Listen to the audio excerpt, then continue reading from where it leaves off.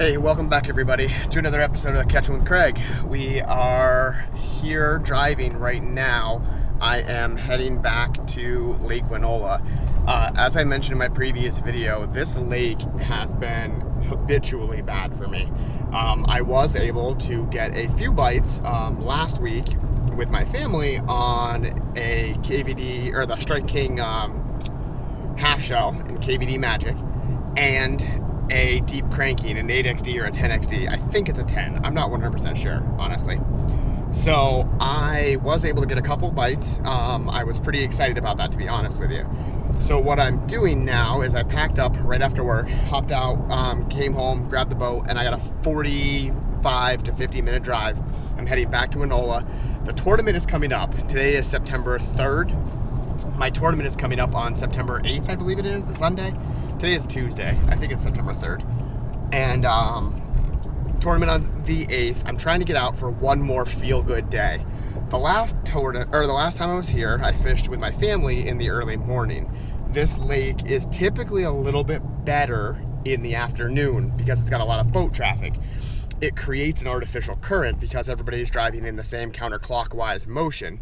So you get this artificial current that actually helps the bass, or I should say the bass fishing. It really gets them started up. So I'm hoping, I fished the last time in the pre-11 o'clock hour, and I said this lake is idle only till 11.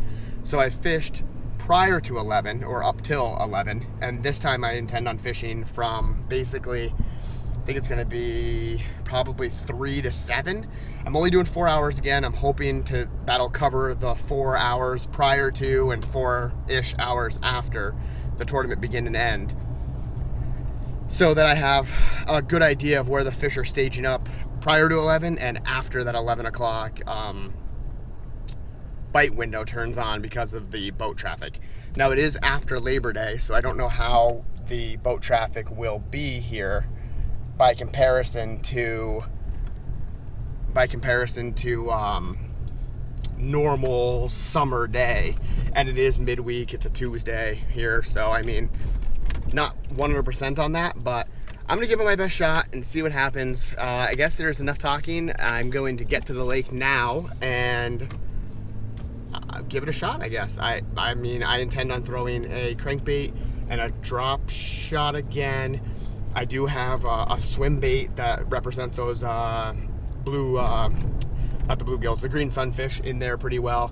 So I'm hoping a mixture of those things might get me some bites that I wasn't getting. I want to try a couple new locations and see if there's any fish in those as well as fishing where I picked up those fish last time to make sure there's still a good population there. But stay tuned and enjoy.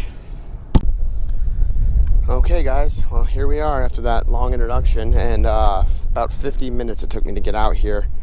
I am currently throwing a Berkeley dredger. I have it on 15-pound fluoro. I wanted it on 12, but I just swapped the wrong reel over to this rod.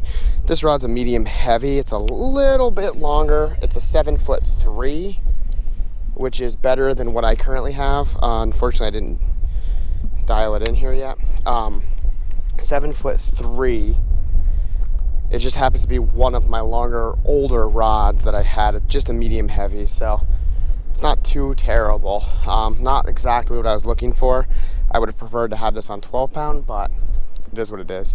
Just gonna see. I'm in that first spot where I got that crankbait bite last time. I wanted to be able to dive a little deeper, so that dredger should go down to 25. Might not get quite there on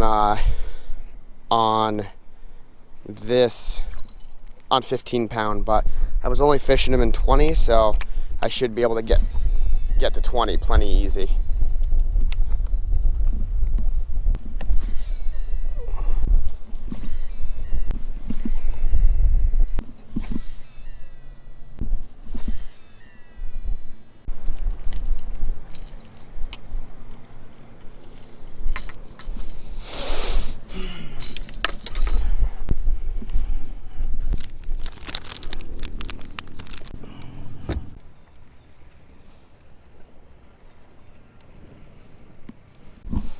Okay, change of plans. Heading to a drop shot. Okay, different change up. Just trying a few different things here today. I wanted to test some stuff.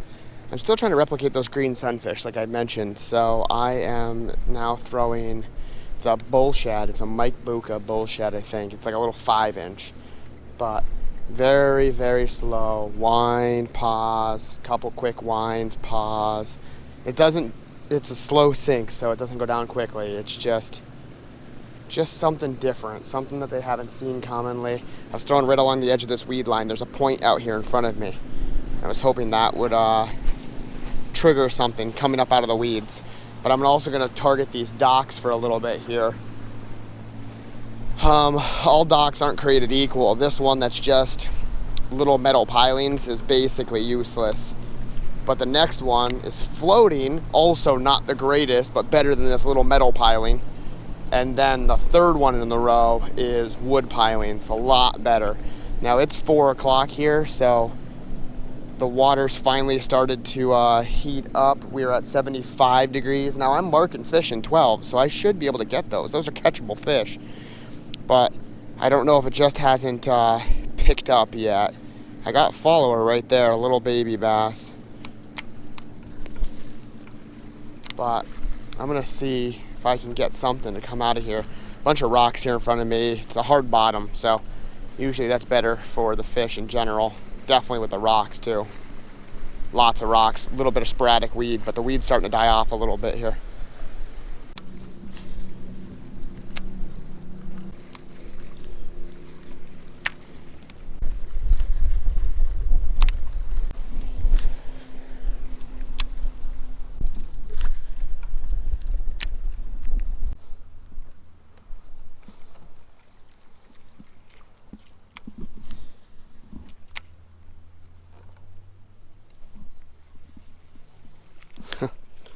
Little guy.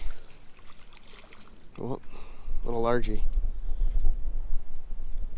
He came right out of that grass and hit it, so that's different.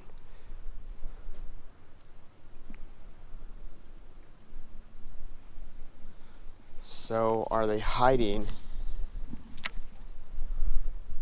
in that grass today with the sun up?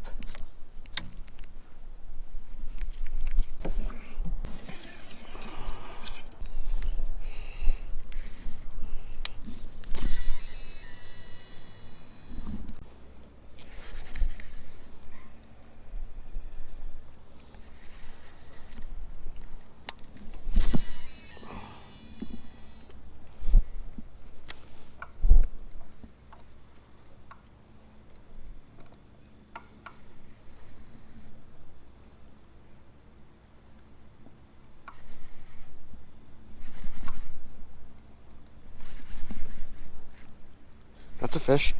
That's a fish. That's a fish. Little guy. Oh no. It's a nice fish.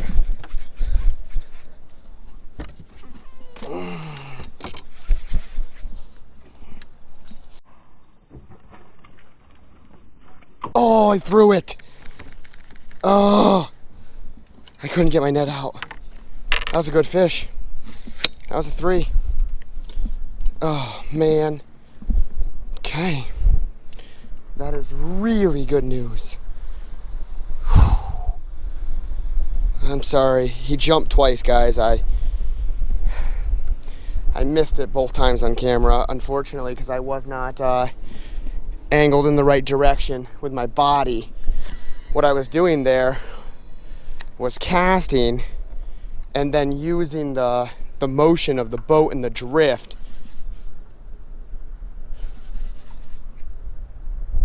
oh, that's weeds. Using the motion of the boat and the drift to get the crankbait a little bit deeper on the troll so that at least I could get down a little bit deeper, almost like long lining, but not really. I was just casting out and letting the waves take it. Again, that was back to that 10XD, not the dredger. But that was a good fish. I wish I could have got it in. Unfortunately, the risk with crankbaits is that they throw them. I did not upgrade the hooks on these, and I know that's my mistake, but I will for the tournament, so I'm not super concerned about that. But I am excited. That is action. That's exciting. One eternity later.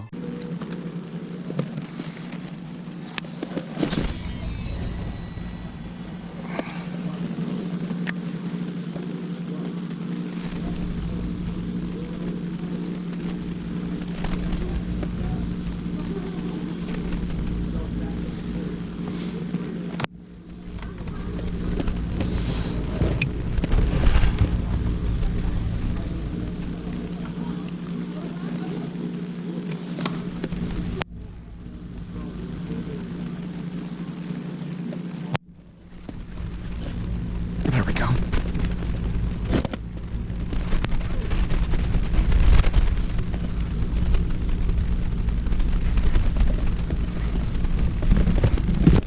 Got one finally. And we're at the big school in front of this canoe club. I don't know what this is. It looks like another pike. Oh my gosh.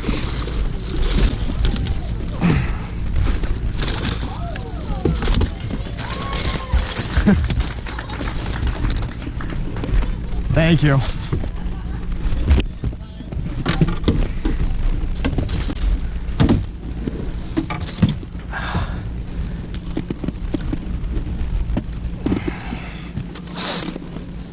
Sorry I didn't show you that one, guys. I unfortunately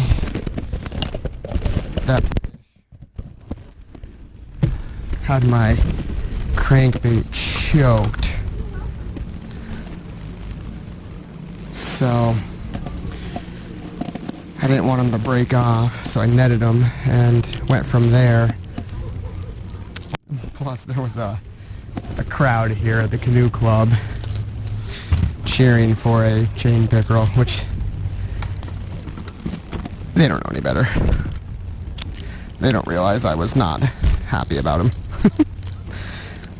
But that came on that Berkeley dredger with the chartreuse black back.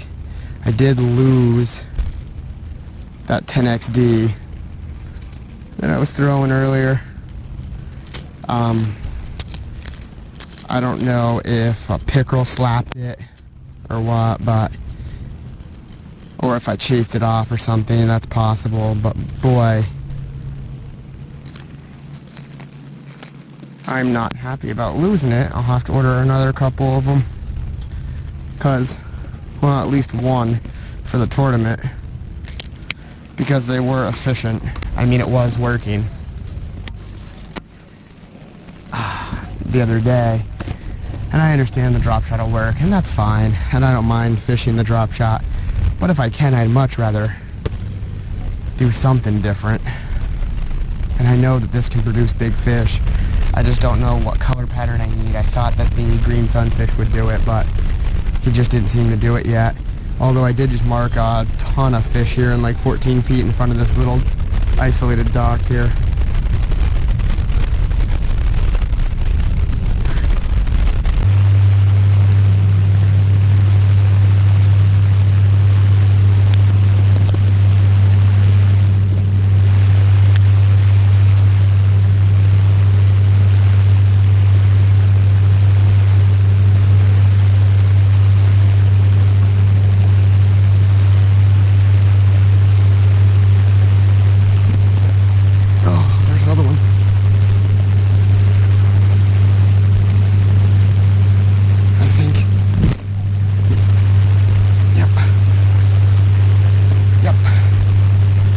Fish. Could be another pickerel. Looks like another pickerel.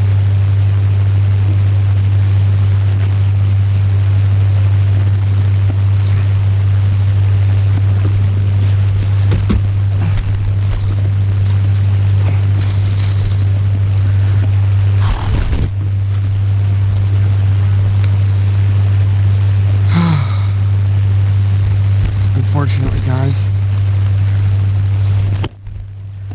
I seem to only be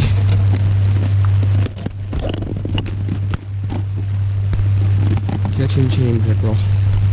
This guy hooked himself in the net, so I'm gonna let him go so I don't have to handle him. That's unfortunate, guys. He just can't seem to get away from those chain pickerel. I mean, I understand they're in the same areas, but I've hit massive smallies here before. Well, I shouldn't say massive, but had some good ones on. I never really got a whole lot of them, but in the spring and fall, the smallies kind of school up here because it's a deep drop onto rock. So it's a nice hard bottom and rocky, but God, I swear, some of these, I'm marking so many fish. Some of them have to be smallmouth. Or even largies. There's a bay, a pocket right behind me. This is the first good drop off that pocket. And I mean, I'm marking hundreds of fish. Something here's gotta be a keeper bass. Hard to believe it's not.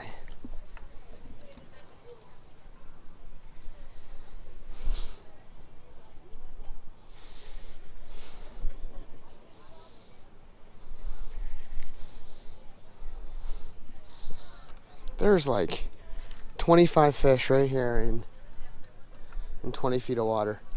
Unbelievable that that's not a bass. I mean, look at this. You tell me. I can count 7 or 8 right there. 21 foot, 21, 4. They're sitting suspended in like 19, so they're not. I mean, God, they're not uncatchable fish.